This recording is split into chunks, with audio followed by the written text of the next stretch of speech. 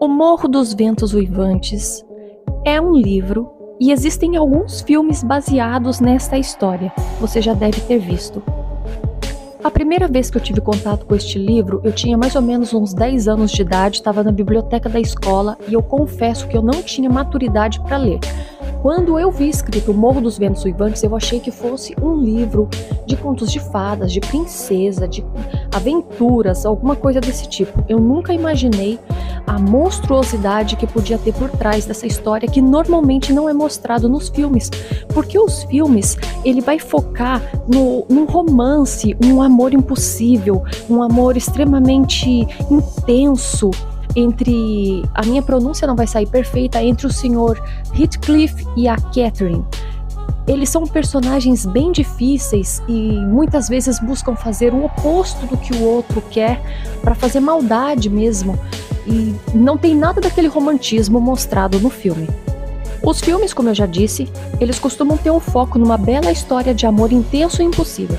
Mas o livro, ele revela a personalidade sombria, mimada, caprichosa de cada um deles e uma necessidade enorme de ter controle e manipulação sobre tudo por meio de maldade. São pessoas de pouca maturidade que tomam decisões sem pensar nas consequências, não se responsabilizam por seus próprios atos e erros e culpam os outros e se colocam na posição de vítimas. Suas ações buscam o seu próprio benefício. São pessoas que mentem, fazem intrigas, fofocas, falso testemunho, pessoas com o espírito cheio de inveja, ganância, ódio, que desejam derrotar os outros pelo simples desejo de sentir o prazer de magoar alguém, ferir a outra pessoa e provocar tristeza. O personagem Heathcliff, ele é capaz de machucar animais e crianças para provocar tristeza e mostrar que ele tem poder sobre tudo o que ele quer controlar. Conquistou bens, porém continuou vazio. E ele foi conquistando esses bens por meio de roubos, por meio de trapaças. E mesmo com tudo que ele conquistou, com tudo que ele teve controle, ele continuou triste, inseguro e desgraçou os lugares e pessoas por onde ele passou e tudo com que ele teve contato. E tudo isso porque ele não conseguiu se casar com a Catherine, que se casou com o Sr. Linton, porque ela tinha a visão de que ele daria um futuro bom para ela. Era conveniente casar com ele. E como que o Heathcliff entrou na vida deles? Porque o pai dela encontrou ele numa viagem e levou ele para casa. O livro descreve ele, um rapaz moreno, um cigano. Eu imagino alguém do tipo o Aladdin que a gente tem, porque existem algumas versões de filmes que agora teve um que o Heathcliff, ele é negro. Mas o livro você vê que em algumas cenas a Nellie ou Ellen, como é chamada, a pessoa que está narrando a história para o Sr. Lockwood, ela diz que o cabelo dele caiu sobre a testa, então dá a entender que ele era um homem moreno de cabelo liso, então parecendo realmente um cigano, um indiano. Eu me pergunto, esse livro ele é bem antigo, a história se passa num tempo há muitos anos atrás, e eu me pergunto, será que nos dias de hoje ainda existem personagens assim? Será?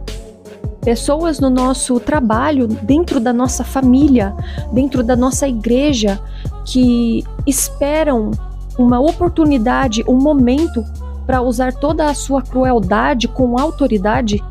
É possível se manter no meio de pessoas assim, sem se contaminar com essa crueldade, sem se tornar cruel também até para a própria defesa? Muitas vezes queremos fugir de lugares assim, mas somos obrigados a ficar. Pessoas cheias de soberba, vaidade e comportamento infantil. Pessoas que, quando são contrariadas, planejam vingança. Você vai ver o que eu vou fazer para você aprender. Você já viu coisas desse tipo? Alguém falando uma frase dessas? Você vai ver o que eu vou fazer para você aprender.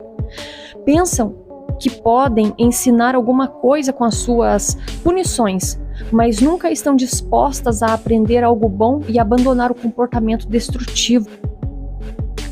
Essa história me faz pensar sobre as pessoas que nós colocamos dentro das nossas casas, onde nós preferimos estar. ao lado de pessoas sadias, saudáveis, ou junto daqueles que estimulam o pior que existe em nós, porque muitas vezes, se nós estivermos no meio de pessoas boas, nós somos bons, mas se tivermos que estar num lugar onde temos que ativar a nossa autodefesa, nós infelizmente mostramos um monstro que existe em nós e que pode assustar, e muitas vezes essas pessoas elas vão fazer com que nós libertemos este monstro que está em nós para depois nos acusar e se colocar no lugar de vítima. Existe uma música da cantora Celina Borges que eu já falei aqui no meu canal que eu acho muito boa, que se chama Quem é Você? E ela diz: quem é você? Quando escondido e fechada a porta, ninguém vê. As personagens desse livro são pessoas que, apesar de crer em Deus, passam toda a história de suas vidas invocando maldições, usando palavras malditas e transformando a vida de todos ao seu redor em um inferno, fingindo amar uma pessoa para atrair por puro interesse essa pessoa e depois machucá-la para se vingar de outra.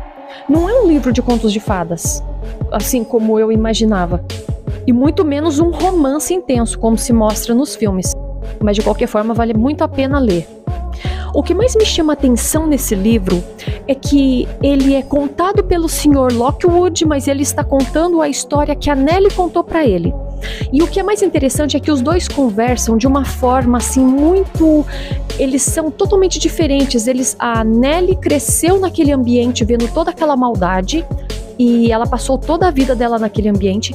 E o Sr. Lockwood, ele tá chegando com uma cultura totalmente superior à daquele ambiente e ele percebe que tudo ali tá errado. E apesar da Nellie, ou Ellen, como ela é chamada às vezes, ter vivido a vida toda dela naquele ambiente, ela parece que não se deixou contaminar, porque ela tem uma visão de mundo totalmente diferente e a gente percebe que o diálogo entre ela e o Sr. Lockwood é muito superior ao diálogo que tem naquela casa. E isso me faz me perguntar se é possível ficar num ambiente tóxico como esse, sem se contaminar, vendo tantas maldades e sendo muitas vezes obrigados a ficar ali para cuidar de uma criança, para cuidar de um idoso, para cuidar de alguém que você ama. Porque na nossa cultura hoje em dia, tudo é estilo Big Brother. Você tem que simplesmente eliminar. Nós somos ensinados a eliminar e nós não amadurecemos com isso.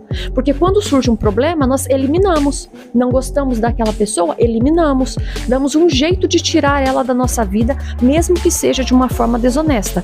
Não gostamos de um colega de trabalho, ao invés de demitir essa pessoa, vamos criar situações onde essa pessoa vai se cansando, até chegar ao ponto que ela mesma pede demissão. A Nellie viu toda a decadência do lugar e o Sr. Lockwood percebeu toda a falta de evolução que existiu ali. E se você não gosta que conte o final da história do livro, eu vou contar pra você agora, então assim, me perdoa mesmo.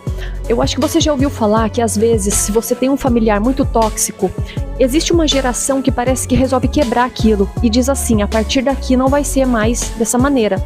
Não interessa as maldições que me lançaram, eu vou lançar bênçãos. E apesar desse canal ser católico e eu estar falando de um livro que não tem nada a ver com o cristianismo, é por isso até que eu resolvi falar desse livro.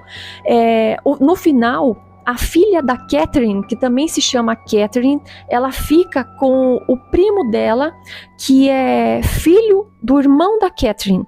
Ela se casa com o filho do Sr. Heathcliff e ele acaba falecendo, ela fica viúva.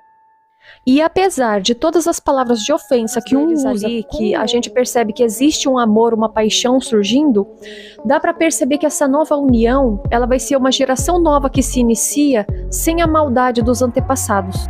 A filha da Catherine, que também se chama Catherine, ela tem a coragem de jogar na cara do Heathcliff que tudo que ele tem, as terras que ele possui, foram roubadas das famílias deles. Ela é uma mocinha bem corajosa e ela luta pela justiça. Nos nossos dias, muitas vezes, tentamos evitar problemas.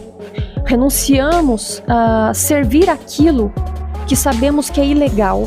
Renunciamos uma obediência que nos tornaria cúmplices daquilo que é prejudicial e cruel e corrupto. E para agir assim é preciso ter muita coragem e esperar pelas consequências. É um ótimo livro. Como eu já disse, totalmente diferente do filme. Muito diferente. Tem que ter muito estômago para ler Ele se tornou um pouco mais popular por causa daquela saga Crepúsculo. Quando a Bella perde o Edward, ela começa a falar sobre esse filme, sobre esse livro, O Morro dos Ventos Uivantes, porque é parecido com o que a Catherine vive quando ela se casa com o Linton.